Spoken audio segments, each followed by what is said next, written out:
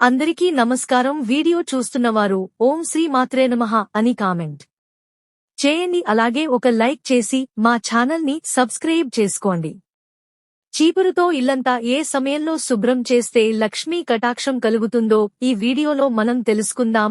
అందరూ ప్రతిరోజు ఒక్కొక్క సమయంలో చీపురుతో ఇల్లు ఊడుస్తూ ఉంటారు. అయితే ఎప్పుడూ కూడా చీపురుతో ఇల్లు సాయంత్రం 5:30 నుంచి చిమ్మకూడదు. సాయంత్రం 5:30 నుంచి ఇల్లు చీపురుతో చెబితే లక్ష్మీ కటాక్షం తగ్గిపోతుంది. ఇంట్లో నెగటివ్ ఎనర్జీ పెరుగుతుంది. అలాగే ఎప్పుడైనా బంధువులు ఇంటికి వచ్చి వెళ్లినప్పుడు కూడా చాలామంది చీపురుతో ఇల్లంతా చెమ్ముకుంటూ ఉంటారు. బంధువులు ఇంటికి వచ్చి వెళ్లిన తర్వాత 2 గంటల వరకు చీపురుతో మగూడదు. అలా చిమ్మితే లక్ష్మీ కటాక్షం తగ్గిపోతుంది. అంతమంది చీపురుతో పిల్లల్ని కొడుతూ ఉంటారు. అలా కొట్టకూడదు. లక్ష్మీ కటాక్షం తగ్గిపోతుంది. ఇంట్లో చీపిరి ఎక్కడ పెట్టాలి? చీపురు కింద రహస్యంగా ఉంచండి. ఈ వస్తువుని లక్ష్మీదేవి మీ ఇంట్లో ధనవర్షాన్ని కురిపిస్తుంది. ఈ రోజు ఈ వీడియో అయితే చాలా విశేషమైనది. చీపురు గురించి ఇవాళ చాలా విశేషాలను మనం తెలుసుకుందాము. వాటిని వేరు పాటించినట్లయితే లక్ష్మీదేవి మీ ఇంట్లో ధనవర్షాన్ని కురిపిస్తుంది.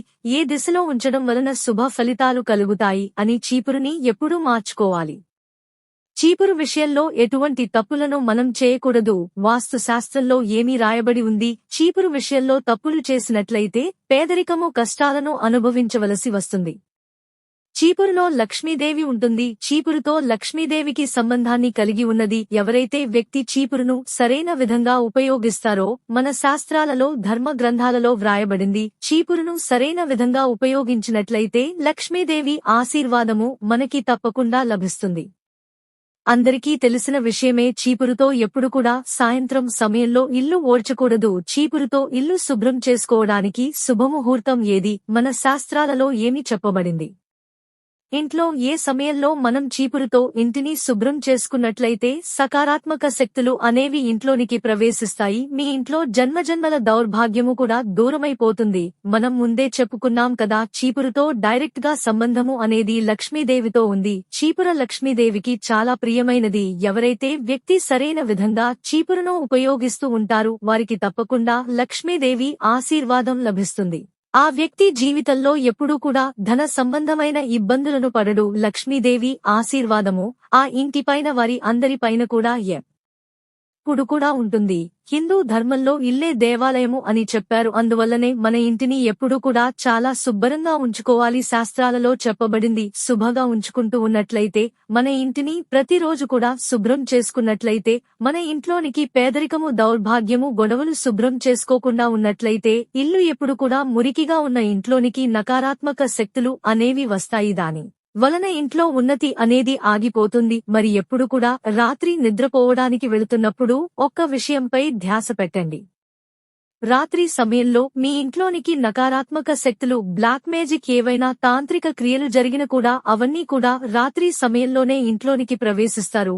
మీరు సరియైన సమయంలో వాస్తు శాస్త్ర నియమాల ప్రకారము చీపురుతో ఇంటిని శుభ్రం చేస్తూ ఉన్నట్లయితే మీ ఇంట్లోనికి ప్రవేశించిన నకారాత్మక శక్తులు అనేది తిరిగి వెనక్కి వెళ్లిపోతాయి. మీరు ప్రతిరోజు కూడా వాస్తు శాస్త్రంలో చెప్పబడినట్లుగా సూర్యోదయాన్ని కన్నా ముందే ఇంటిని శుభ్రం చేసుకోవడం వలన చాలా శుభ ఫలితాలు అనేవి మీకు కలుగుతాయి. చీపురు అనేది ప్రతి ఒక్కరి ఇంట్లోనూ కూడా ఉంటుంది. ప్రతి ఇంట్లోనూ కూడా దానిని ఉపయోగిస్తూనే ఉంటారు. కానీ చాలా మందికి నియమాల గురించి తెలియదు. అందువలనే మీరు తెలిసి తెలియక చీపురు విషయంలో ఏదైనా తప్పులు చేస్తున్నట్లయితే లక్ష్మీ అమ్మవారి ఇంటి నుండి వెళ్లిపోతుంది. మీరు అర్థం చేసుకోండి. మీకు ఎక్కువ మొత్తంలో ధనం వస్తూ ఉండే ఒక్కొక్కసారి మీకు దానం రావడం ఆగిపోయింది అంటే దానికి ముఖ్య కారణం ఏమిటి? మీరు తప్పకుండా ఇటువంటి తప్పులను చేర్చుకుంటారు. దానివల్లనే లక్ష్మీ అమ్మవారు మీ పైన కోపాన్ని చూపిస్తున్నారు. దానికి ముఖ్య కారణం తీసుకోకపోవడం. ఏదైతే వాస్తు శాస్త్రంలో రాయబడి ఉందో వీడియోని చివరి వరకు చూడండి. చీపురు గురించిన అనేక పరిహారాలను, అనేకమైన విషయాలను మనం నేర్చుకోవచ్చు. మీకు తప్పకుండా లక్ష్మీదేవి యొక్క ఆశీర్వాదం లభిస్తుంది. మీ జీవితంలో ఎప్పుడూ కూడా సంబంధమైన ఇబ్బందులు అనేవి రావు. మీ జీవితంలో నుండి దౌర్భాగ్యము, కష్టాలు, సమస్తమైన దుఃఖాలు అన్నీ కూడా మిమ్మల్ని వదిలి వెళ్లిపోతాయి. మీ ఇంట్లోనికి ధన ఆగమనము అనేది రావడం ప్రారంభమవుతుంది. లక్ష్మీదేవి ఆశీర్వాదము, ధన సంబంధమైన దారులు అన్నీ కూడా తెరుచుకుంటాయి.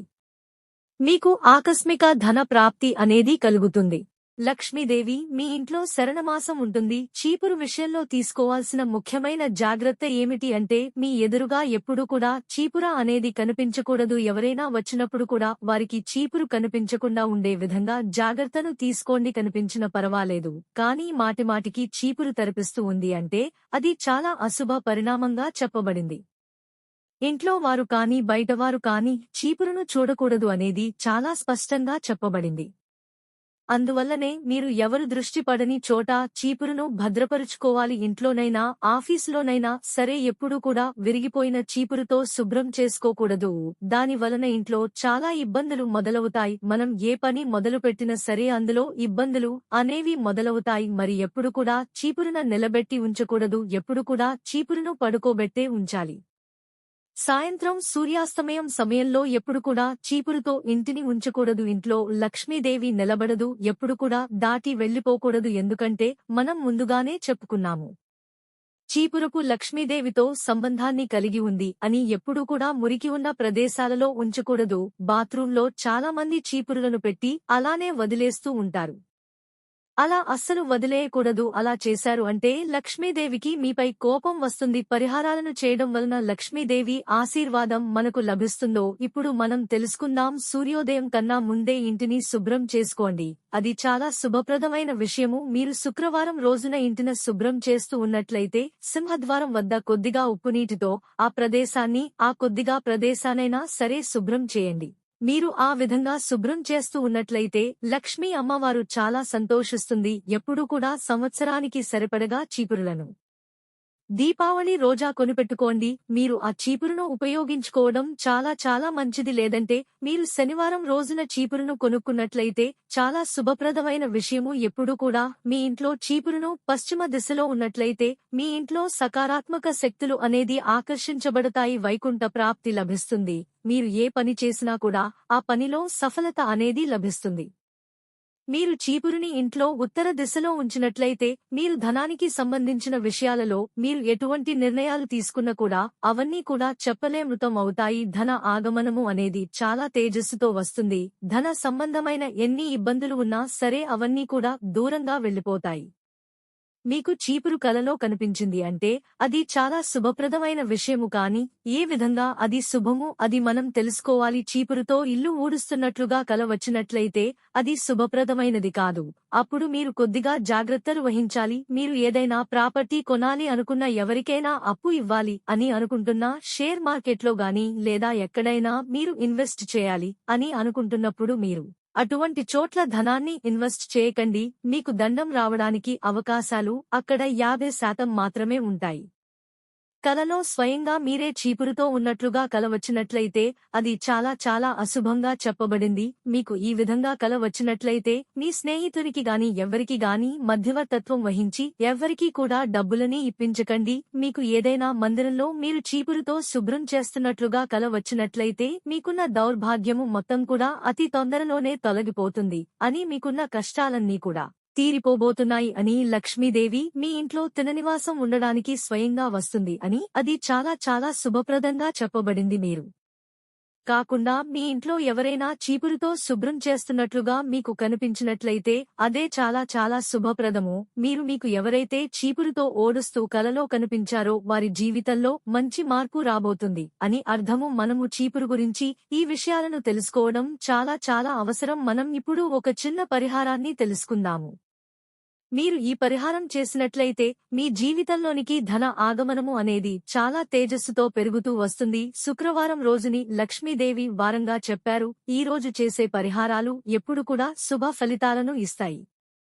ఇది 5 శుక్రవారం పాటు చేయవలసిన పరిహారము. ఈ పరిహారాన్ని మీరు చేసినట్లయితే లక్ష్మీదేవి ఆశీర్వాదము మీకు లభిస్తుంది. ఏదైతే శుక్రవారం రోజున ఈ పరిహారాన్ని మొదలు పెట్టారు అప్పటి నుండి కూడా మీరు తామసిక భోజనాన్ని తినడం మానేయాలి. తామసిక అంటే మాంసాన్ని తినడము, మధ్యాహ్న సేవించడం పాటించకుండా ఈ పరిహారం చేసినట్లయితే మీకు ఆ పరిహారం ఫలితాలు అనేవి లక్ష్మీదేవి ఆశీర్వాదము మీకు లభించవు. మీరు ఏం చేయాలి? లవంగాయాలను, ఒక మిరియాల గింజని మీరు చీపురు కింద పెట్టాలి. మీరు ఆ చీపురు కింద పెట్టిన లవంగాలను, మిరియాల గింజను తీసి మరుసటి రోజు ఉదయాన్నే ఎరుపు రంగు వస్త్రంలో మూట కట్టి ఉంచండి. ఈ విధంగా 5 శుక్రవారం కూడా మీరు చేసిన తరువాత 5వ శుక్రవారం వచ్చిన మిరియాలు లవంగాలను ఎరుపు రంగు వస్త్రంలో మూటకట్టి దానికి ఒక దారాన్ని చుట్టండి.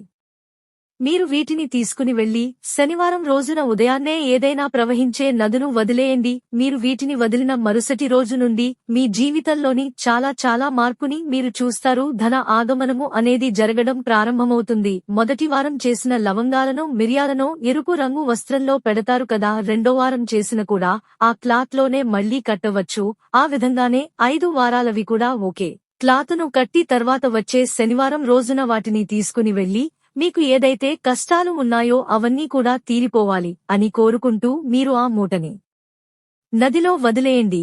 అది ఏ విధంగా అయితే నదిలో కొట్టుకుపోతుందో మీకు కష్టాలు అన్నీ కూడా అదే విధంగా నదిలో కొట్టుకుని పోతాయి. మీకు మంచి రోజులు అనేవి ప్రారంభమవుతాయి.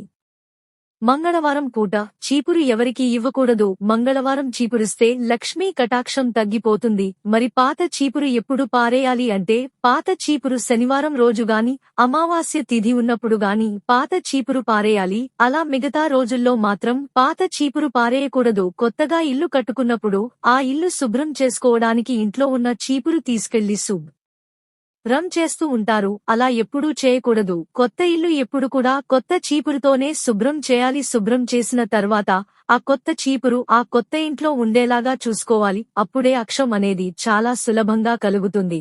ఇలా చీపురుకు సంబంధించి ప్రత్యేకమైన నియమాలు పాటించినట్లయితే లక్ష్మీ కటాక్షానికి ప్రతి ఒక్కరూ సులభంగా పాత్రలు కావచ్చు. చీపురు పడుకోబెట్టకుండా నుంచోపెట్టే వాళ్లు ఎవరైనా ఉన్నట్లయితే ఊడ్చే భాగం ఏదైతే ఉంటుందో అది కిందకి ఉండేలాగా చూడండి. పట్టుకునే భాగం పైకి ఉండేలాగా చూసుకోండి. కానీ సాధ్యమైనంత వరకు చీపురుని మీ ఇంట్లో ఆగ్నేయంలో గాని వాయువ్యంలో గాని పడుకోబెట్టండి. చిన్న తర్వాత పడుకోబెడితే లక్ష్మీ కటాక్షం విశేషంగా కలుగుతుంది. ఈ వీడియో నచ్చితే ప్లీజ్ లైక్ చేసి మా ఛానల్ సబ్స్క్రైబ్ చేసుకోండి. ధన్యవాదాలు. తప్పులు ఉంటే క్షమించండి.